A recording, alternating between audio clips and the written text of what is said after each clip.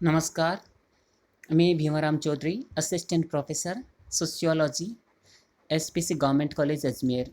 मैं SPC government college Ajmer के समाजशास्त्र विभाग के इस यूट्यूब चैनल में आपका स्वागत करता हूं। डियर स्टूडेंट्स, इससे पहले की जो वीडियोज़ हैं उनमें हमने आदिम अर्थव्यवस्था, उसका परिचय, उसकी पृष्ठभूमि, आदिम अर्थव्यवस्था की परिभाषा, आदिम आर्थिक विकास के स्तर, इन सब का जिक्र किया था। उसी कड़ी में आज का जो ये वीडियो है, इसमें हम आदिम अर्थव्यवस्था की प्रकृति, उसकी विशेषताएं और आदिम अर्थव्यवस्था का जो वर्गीकरण है उसकी जानकारी प्राप्त करेंगे, उस पर चर्चा करेंगे, उसे सीखने का प्रयास करेंगे। डियर स्टूडेंट्स, ये हम पहले ही चर्चा कर चुके हैं कि आदिम अर्थव्यवस्था है वो आदिम समाज, जनजातियों की आर्थिक क्रियाओं का संगठन है, जिसका मुख्य उद्देश्य जीवन यापन करना है, शारीरिक आवश्यकताओं की पूर्ति करना है। लाभार्जन, प्रतिस्पर्धा, एकाधिकार उसका उद्देश्य नहीं होता है। आदिम अर्थव्यवस्था अत्यंत सरल अर्थव्यवस्था होती है, जिसका मुख्य उद्देश्य जीवन यापन, शारीरिक आवश्यकताओं की पूर्ति करना होता है, और वो प्रकृति और प्राकृतिक संसाधनों के माध्यम से ये सब करते हैं। प्रकृति और आदिम समाज के बीच एक सामंजस्यपूर्ण संबंध होता है, और वहाँ उपभोक्ता और उत्पादक सभी एक ही होते हैं। परिवार और सामुदायिक आत्मनिर्भरता उनका मुख्य लक्ष्य होता है। चूँकि आदिम अर्थव्यवस्था होती है वो मूलतः शारीरिक अस्तित्व बनाए रखना उसका मूल उद्देश्य होता है, और यही उनकी मुख्य समस्या होती है, जिसके समाधान के लिए वो विभिन्न आर्थिक क्रियाकलाप करते हैं, आर्थिक गतिविधियाँ करते हैं। प्रकृति और प्राकृतिक संसाधनों के माध्यम से जीवन यापन के साधन जुटाते हैं। वहाँ उपभोक्ता उत्पादक एक ही व्यक्ति होते हैं। आधुनिक समाज में उत्पादक अलग होते हैं, उपभोक्ता अलग होते हैं। आधुनिक समाज की अर्थव्यवस्था बहुत ही संगठित, व्यवस्थित, सुनियोजित होती है, जटिल होती है। विशेषीकरण होता है, जटिल श्रम विभाजन और विशेषीकरण होता है। प्रौद्योगिकी का बहुत उच्च स्तर होता है, प्रतिस्पर्धा होती है, लाभार्जन होता है, नियम और कार्य प्रणाली होती है। लेकिन आदिम अर्थव्यवस्था में ये सब चीज़ें नहीं होती हैं। आदिम अर्थव्यवस्था की जो मुख्य विशेषताएं हैं उनका क्रमवार हम जिक्र करेंगे। सबसे पहली और सबसे जो महत्वपूर्ण विशेषता आदिम अर्थव्यवस्था की होती है वह है जीवन निर्वाह अर्थव्यवस्था। डियर स्टूडेंट्स, आदिम अर्थव्यवस्था का मुख्य उद्देश्य जीवन यापन करना होता है, शारीरिक आवश्यकताओं की पूर्ति करना होता है, जीवन निर्वाह करना होता है, लाभार्जन करना, प्रतिस्पर्धा करना, अतिरिक्त संग्रह करना, ये उनका उद्देश्य नहीं होता है। दूसरी विशेषता है कि आदिम जो अर्थव्यवस्था होती है उसमें संगठन और नियोजन का अभाव होता है। आधुनिक अर्थव्यवस्था बहुत अधिक संगठित और नियोजित होती है। उसमें अलग अलग प्रकार के बड़े बड़े संगठन होते हैं और योजना बनाकर सारा काम होता है। लेकिन जो आदिम अर्थव्यवस्था होती है उस समय संगठन व नियोजन का अभाव होता है। उनकी आर्थिक क्रियाएँ होती हैं वो परिवार और समुदाय के स्तर पर होती हैं, और वो असंगठित और अनियोजित तरीके से अपना काम करते हैं। तीसरी जो विशेषता है आदिम अर्थव्यवस्था की वह है आर्थिक क्रियाओं में धर्म व जादू टोने का प्रयोग होता है। इसका मतलब है कि आदिम समाज में जो भी आर्थिक क्रियाएं होती हैं, जैसे कंद मूल फल इनका संग्रहण करना या शिकार करना या कृषि कार्य करना, उससे पहले अपने देवता का पूजन करते हैं, उसका आशीर्वाद लेते हैं, जादू टोने का प्रयोग करते हैं और देवताओं को चढ़ावा चढ़ाते हैं। कुछ धार्मिक क्रियाएं भी करते हैं। शिकार को काम में लेने से पहले भी कई धार्मिक क्रियाओं का प्रयोग करते हैं। तो इस तरह की चीज़ें आदिम अर्थव्यवस्था की एक महत्वपूर्ण विशेषता है। चौथी जो विशेषता है कि आदिम अर्थव्यवस्था होती है उसमें प्रौद्योगिकी का स्तर अत्यंत निम्न होता है और यातायात और संचार साधनों का अभाव होता है। वहाँ पर चूँकि आदिम समाज है वो जंगलों में, दूर दराज के इलाकों में, पिछड़े इलाकों में, दुर्गम इलाकों में निवास करता है, इसलिए वहाँ यातायात और वो शिक्षित भी नहीं होते हैं, वहाँ बुनियादी सुविधाओं का अभाव होता है। इस कारण यातायात और संचार के साधन हैं वो लगभग नहीं के बराबर होते हैं, और जो प्रौद्योगिकी होती है वो अत्यंत ही सरल होती है, प्रारंभिक अवस्था की होती है। आधुनिक समाज की तरह नई नई मशीनें, नए नए काम करने के साधन, उपकरण इस तरह के जनजातीय समाज में नहीं होते हैं।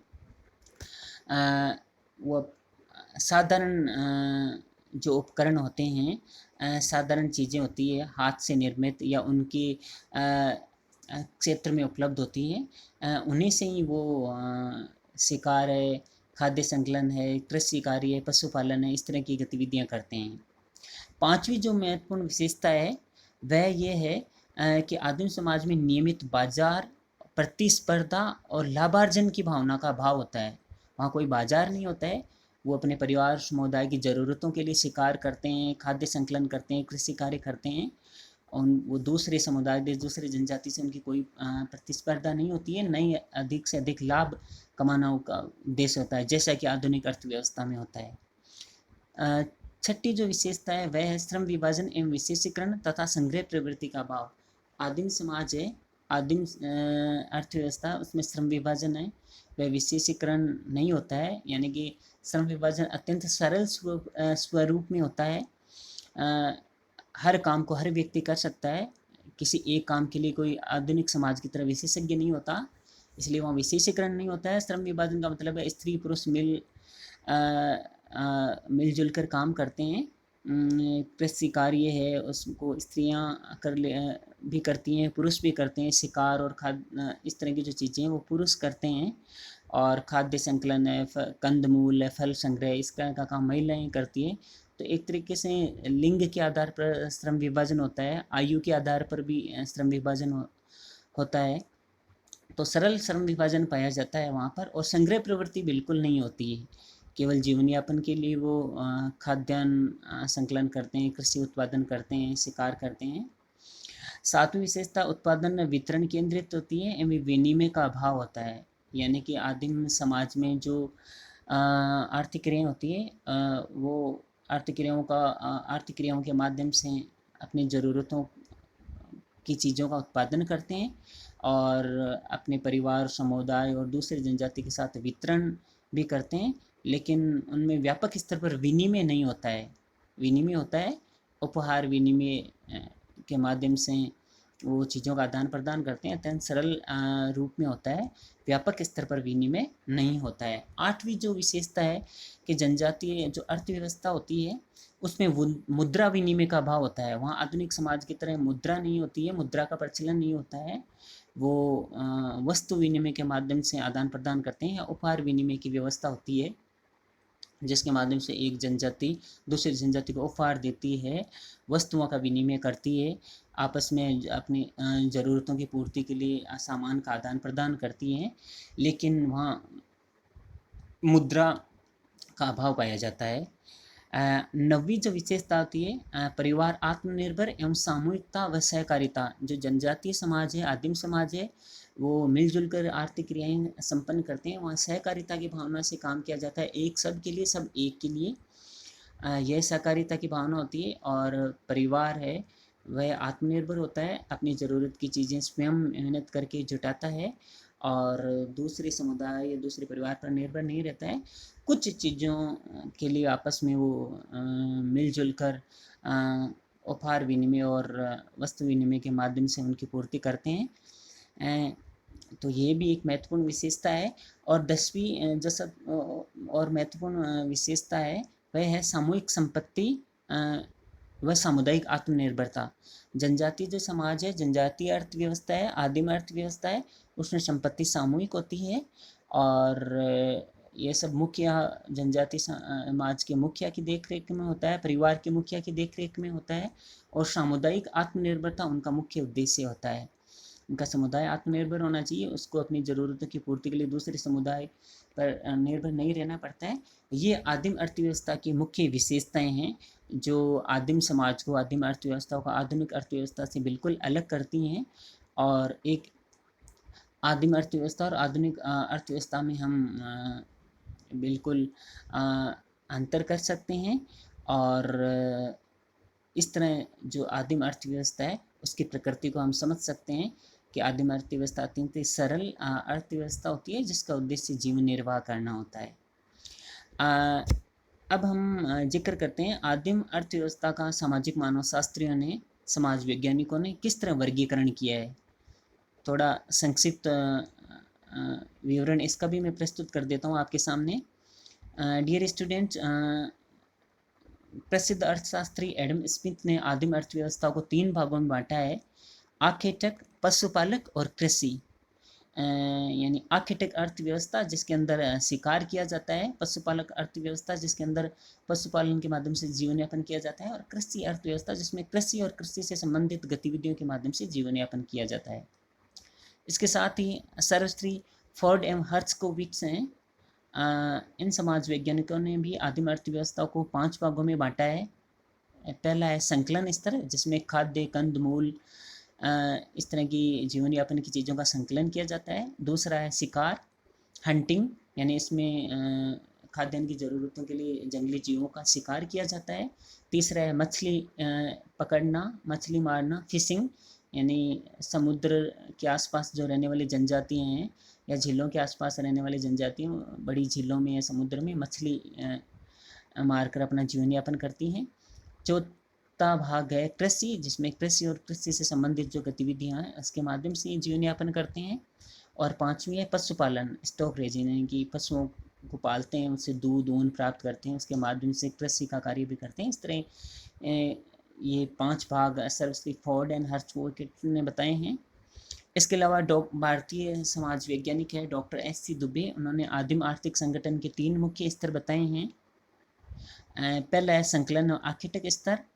इसमें सामूहिक आवश्यकताओं की पूर्ति के बाद भी कभी कभी कुछ खाद्यान्न बच जाता है, जिसको विनिमय के माध्यम से दूसरे जनजातियों के साथ बांटा जाता है और उनसे आवश्यकता वाली वस्तुएं ली जाती हैं, वस्तु विनिमय किया जाता है। दूसरा स्तर है पशुपालन स्तर। इसमें पशुपालन और पशुओं का साधन के रूप में प्रयोग किया जाता है, उनको काम में लिया जाता है खेती और खेती से संबंधित अन्य गतिविधियों के रूप में। और दुग्ध पालन और ऊन और ऊन से कपड़े बनाना, इस तरह के ओढ़ने की चीज़ें बनाना, इस तरह के काम इस स्तर पर होते हैं। तीसरा स्तर है कृषि स्तर। इसमें कृषि यानी खाद्यान्न का उत्पादन किया जाता है, फल सब्जियों का उत्पादन किया जाता है, इस तरह का इनका जीवन यापन होता है। तो ये जो स्तर है वो कृषि पर आधारित होता है, कृषि और कृषि से संबंधित जो गतिविधियाँ होती हैं उनके माध्यम से जीवन यापन करते हैं। इस प्रकार आदिम अर्थव्यवस्थाओं को अलग अलग समाज वैज्ञानिकों ने अलग अलग भागों में बांटा है, लेकिन सार रूप में हम देखते हैं कि शिकार एवं खाद्य संकलन, पशुपालन और कृषि, ये 3 मुख्य जो स्तर हैं वो आदिम अर्थव्यवस्था का अनिवार्य भाग है, आदिम समाज का अभिन्न अंग है, और इसके माध्यम से आदिम समाज जो अपना जीवन यापन करता है। इस प्रकार आदिम अर्थव्यवस्था की जो विशेषताएं और आर्थिक संगठन है, इसका जो वर्गीकरण है वो हमारे सामने स्पष्ट है। इससे आदिम अर्थव्यवस्था की जो प्रकृति है वह स्पष्ट हो जाती है। तो आज हमने आदिम अर्थव्यवस्था की प्रकृति को समझने के लिए इसकी जो विशेषताएं और जो आदिम अर्थव्यवस्था का वर्गीकरण है उसको पढ़ा है, और इसके माध्यम से हम आदिम अर्थव्यवस्था की प्रकृति और इसके स्वरूप को अच्छे ढंग से समझ सकते हैं। आने वाले जो वीडियोस हैं इनमें हम इसके आगे जो इनके आदिम अर्थव्यवस्था की जो कार्य प्रणाली है, इनमें जो विनिमय व्यवस्था है, उन सभी अवधारणाओं का जिक्र करेंगे। धन्यवाद।